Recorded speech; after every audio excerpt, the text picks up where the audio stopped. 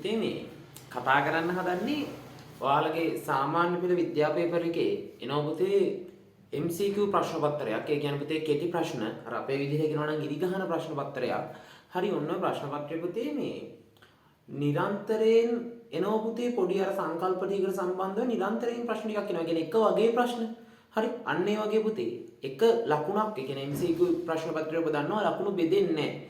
MCQ ඔයා 25ක් හරියට කරනවා නම් පුතේ ඔයාට පේපර් එකට ලකුණු 25 එහෙම හිමි වෙනවා. හරි බෙදෙන්නේ නැහැ ලකුණු. ඒ හින්දා එක MCQ එකක් කියන්නේ ඔයාට එක ලකුණක්.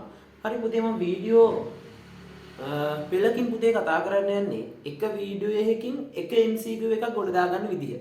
හරි ඕම් පුතේ වීඩියෝ ටික බලාගෙන යනකොට පුතාට පුතේ සාමාන්‍යයෙන් MCQ පේපර් එකේ ලකුණු 25ට 30ට ලං කරගන්න පුළුවන් විදිහට අර හැම එකකටම එකම ප්‍රශ්න එනවා කියන්නේ නෑ මම. හරි හැබැයි පුතේ අර එන ප්ලැට්ෆෝම් එක කියලා දෙන්න හදන්න. හරි. පුතේ මේ තියෙන ආවර්තාවගුව මේ ආවර්තාවගුව පුතේ ඔයාලා දන්නවා මේ පැත්තට පහළට තියෙනවා පුතේ කාණ්ඩ. හරි මේ පැත්තට වමේ ඉඳලා දකුණට තියෙනවා ආවර්ත. එතකොට වමේ ඉඳලා දකුණට මෙහෙට ආවර්ත. මේ පළවෙනි ආවර්තය මෙයා 2 මෙයා 3 මෙයා 4. කාණ්ඩ විදිහට ගත්තොත් මෙයා පළවෙනි කාණ්ඩය 2 3 4 5 6 7 වෙනි කාණ්ඩය සහ පුතේ මේ තියෙන 8 වෙනි කාණ්ඩය. හරි සියලු ආවර්තාංක දාන්නේ හින්දු අරාබි ඉලක්කම් වලින් සියලු කාණ්ඩාංක දාන්නේ රෝම ඉලක්කම් වලින්. ඔබ එය දන්නවා. පුතේ ගොඩක් තැන්වල එනවා ප්‍රශ්නයක් අයන සම්බන්ධ කරලා. Al3+ අයනය. නැත්තම් ක්ලෝරින් මයිනස්.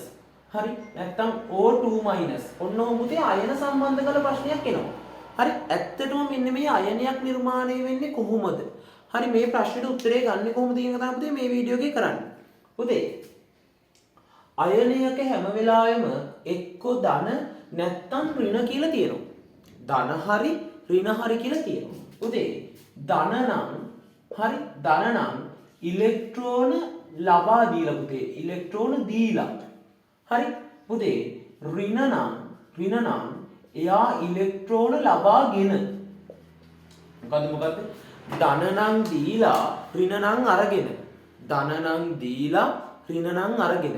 හරි පුතේ දැන් බලන්න මම මෙයාලට පුතේ දීගෙන යන්නම් අගය මේ සෝරි අගයන්නේ පුතේ මෙයාලට තියෙන ප්‍රෝටෝන ගන්න මම ලියාගෙන යන්න හයිඩ්‍රජන් වල ප්‍රෝටෝන 1යි හීලියම් වල 2යි 3යි 4යි 5යි 6යි 7යි 8යි 9යි 10යි හරි මෙතන දෙනකොට පුතේ 20යි පුතේ පරමාණුක ප්‍රෝටෝන ගාන සමානයි හරි අයන සාදර නැති වෙලාවකදී ඉලෙක්ට්‍රෝන ගානට.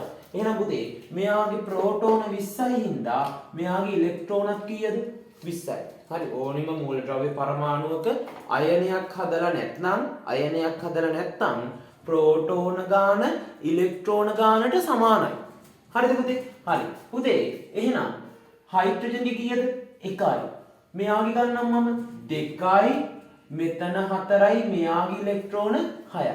ක්ලෝරින් ගත්තොත් එහෙනම් පුතේ 2යි 10යි 17යි. හරි. පුතේ සෝඩියම්ගේ 11යි. මම මේ අහඹු ලෙස ලියන්න තැන ඇලුමිනියම්ගේ 13යි. පුතේ දැන් බලන්න ඇලුමිනියම් වල ඉලෙක්ට්‍රෝන තියෙනවා 13ක්.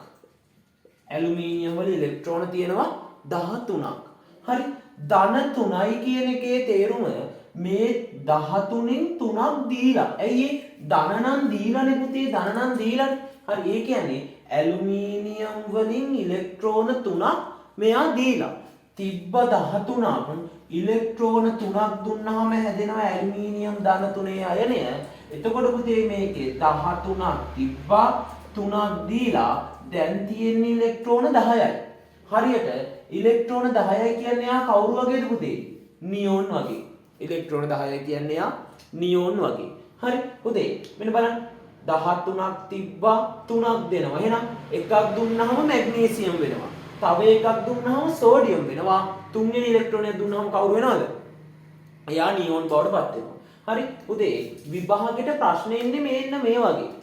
නියෝන් වල ඉලෙක්ට්‍රොනික වින්‍යාසයට සමාන ඉලෙක්ට්‍රොනික වින්‍යාසයක් ඇති අයනය. නැත්තම් ආගන් වල ඉලෙක්ට්‍රොනික වින්‍යාසයට සමාන ඉලෙක්ට්‍රොනික වින්‍යාසයක් ඇති අයනය. දැන් බලමු පුතේ අපි නිකන් ආගන් වල ඉලෙක්ට්‍රොනික වින්‍යාසයට සමාන. හරි පුතේ මේ තියෙන ආගන් නේද? ආගන් ඉලෙක්ට්‍රෝන කීයද? 10 8යි. එහෙනම් අපි හොයන්න ඕනේ ඉලෙක්ට්‍රෝන 18ක් වෙන කෙනෙක්. ඉලෙක්ට්‍රෝන 18ක් වෙන කෙනෙක් හොයන්න. මෙන්න බලන්න පුතේ. දැන් මම ගන්නවා පොටෑසියම්. මෙතන නේද තියෙන්නේ. මෙයාට ඍණ දාන්න පුළුවන් ද ඍණ දැම්මොත් මොකද්ද වෙන්නේ? පොටෑසියම් තව ඉලෙක්ට්‍රෝනයක් ගත්ත වෙනවා. සාමාන්‍යයෙන් පුතේ. හරි. මේ කාබන්ගෙන් මේ පැත්තේ කට්ටිය. කාබන්ගෙන් මේ පැත්තේ කට්ටිය ඉලෙක්ට්‍රෝන ගන්නෙ නෑ. එයාලා කැමති දෙන්න. හරි. ඇයි ඒ හේතුව කියන එක මම වෙන වීඩියෝ එකක් කතා කරන්නම්. මෙයාලා කැමති වැඩි හරියක් දෙන්න නෙමෙයි. සෝරි ගන්න නෙමෙයි දෙන්න. හරි. පුතේ මොකද මෙයාලා ලෝහ. ඒ ලෝහ හැම වෙලෙම මොකද ඉලෙක්ට්‍රෝන පිට කරන්නේ. හරි. පුතේ පොටෑසියම් ප්ලස් මෙන් පොටෑසියම් ධන 1යි. දැන් බලන්න පොටෑසියම් වල තිබ්බ පුතේ 19ක් ඉලෙක්ට්‍රෝන. එයා එකක් දුන්නට පස්සේ එයා ඉලෙක්ට්‍රෝන 18ක් වුණා. හරි. පුතේ කැල්සියම් ගන්න. කැල්සියම් වල තියෙන ඉලෙක්ට්‍රෝන 20ක්. එහෙනම් එයා 18 වෙන්න ආගමන ඉලෙක්ට්‍රෝන කීයක් දෙන්න ඕනේද? ඉලෙක්ට්‍රෝන දෙකක් දෙන්න ඕනේ. එහෙනම් 2 ප්ලස් වෙනවා. ඊට පස්සේ බලන්න පුතේ දැන් මේ සල්ෆර් වලට වගේ පුතේ වෙන්න බැරිද ආගම? අපෝ පුළුවන්. සල්ෆර් ඉලෙක්ට්‍රෝන කීයද? 16යි. 18 වෙන්න යාට කීයක් මදිද?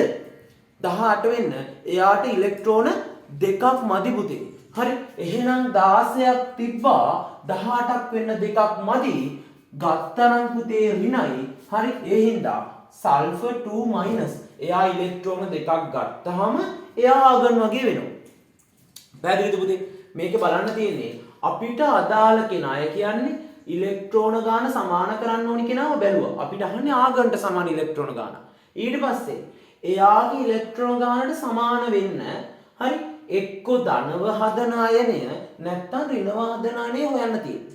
ඒකෙදි ධන නම් දුන්නා ඍණ නම් ගත්තා. හරි. ඊට පස්සේ පුතේ සාමාන්‍යයෙන් මෙයාලා හදන අයන ස්වරූපය ලිව්වොත් පුතේ පළවෙනි කාණ්ඩේ මෙයා හදන්නේ ධන 1 අයන. මේ දෙවෙනි කාණ්ඩේ කට්ටිය ධන 2 අයන. තුන්වෙනි කාණ්ඩේ පුතේ සාමාන්‍යයෙන් ධන 3, හතරවෙනි කාණ්ඩේ ධන 4. මෙතනින් පස්සේ ඍණ වෙවි යනවා. හරි. මෙයා ඍණ 3යි, මෙයා ඍණ 2යි, මෙයා ඍණ 1යි. මෙයාලා උච්ච වායුවින්ද පුතේ බිඳුවයි. මේකටම කියනවා පුතේ සංයුජතාවය කියලා තියෙනවා. හරි. පුතේ දැන් බලන්න. දැන් මගෙන් ආයස්තරයක් අහනවා හීලියම්ගේ ඉලෙක්ට්‍රෝනික වින්‍යාසයට සමාන අයන ස්වරූපයක්. හීලියම්ගේ ඉලෙක්ට්‍රෝන කියන පුතේ මුලින්ම මේක ලියා ගන්න පැත්තට. හීලියම්ගේ ඉලෙක්ට්‍රෝන 2යි. හරි. ඊට සමාන අයන ස්වරූපයක් අහනවා. අයන ස්වරූපයක් බලන්න පුතේ ෆ්ලෝරින් වලින් ගන්න පුළුවන්ද? ෆ්ලෝරින් තියෙන්නේ කොහෙද? මෙන්න මෙහෙ නේද? පුතේ එයාට ඉලෙක්ට්‍රෝන එකක් දුන්නොත් මයිනස් වුණොත් කවුරු වෙනවද? නියෝන් වෙන හීලියම් වෙනවද? නෑ. ලිතියම් බලන්න ලිතියම් පුතේ ලිතියම් වල ඉන්නේ එයා ඉන්නේ පුතේ මෙතන. එයා එක ඉලෙක්ට්‍රෝනයක්. එයාලා ඔක්කොම ඉලෙක්ට්‍රෝන 3යි. හරි. එයා එක ඉලෙක්ට්‍රෝනයක් දුන්නොත් එයා කවුරු වෙනවද? හීලියම් වෙනවා. හරි. එහෙනම් පුතේ ලිතියම් එකක් දෙනවා. දුන්නාම ධනයි. එහෙනම් ලිතියම් එකක් දුන්නා. හරි. පුතේ දැන් කවුරු වෙනවද එයා? හීලියම් බවට පත් වෙනවා. හරි. පැහැදිලිද පුතේ? හරි. පුතේ ඔන්න ඔය වීඩියෝ එකක් බලලා පුතේ මේකේ කියවෙන්නේ ඉලෙක්ට්‍රෝන වලට අදාළව අයන හදන ස්වරූපය. හරි. මෙන්න මේ වීඩියෝ එකත් බලලා පුතේ ඔයාලගේ පාස් පේපර් පොත අරගෙන අවුරුදු 10ක මෙන්න මේ වර්ගයේ ප්‍රශ්න ටික හොය කරන්න. මොකද්ද මම කියන්නේ? මොකක්ම හරි මූලද්‍රව්‍ය පරමාණුවක අයනයක් හදලා නැත්නම් ඒකේ ප්‍රෝටෝන ගානට ඉලෙක්ට්‍රෝන ගාන සමානයි. අයනයක් හදලා නම් ධන අයනයක් නම් ධන සංඛ්‍යාව තියෙන අගය ඉලෙක්ට්‍රෝන විදිහට එයා දීලා. ඍණ අයනයක් නම් ඍණ සංඛ්‍යාව තියෙන අගය ඉලෙක්ට්‍රෝන විදිහට එයා දීලා. හරි. සෝරි. ඉලෙක්ට්‍රෝන විදිහට එයා අරගෙන. හරි. ඔන්න ඔය තියරි දෙක මතක තියාගෙන පුතේ පාස් පේපර් පොත අරගෙන අවුරුදු 10ක මේ වගේ ප්‍රශ්න ටික කරන්න. හරි. එහෙනම් පුතේ අපි ඊළඟ වීඩියෝ එකේදී හම්බ වෙමු.